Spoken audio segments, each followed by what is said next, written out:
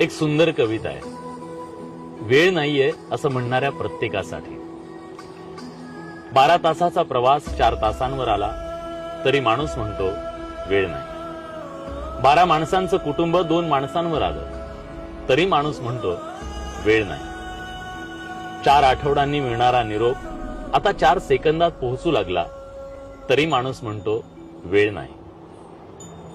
घरात वर खाली जाणारा वेळ, श्रम, वेळ लिफ्टनं सेकंदावर आला तरी माणूस म्हणतो वेळ नाही.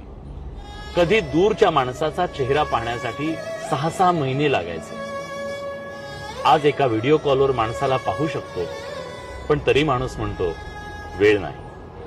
बँकेच्या रांगेत तासनतास उभं राहायचो, आता मोबाईलवर काही सेकंदात व्यवहार करतो तरी माणूस म्हणतो वेळ नाही.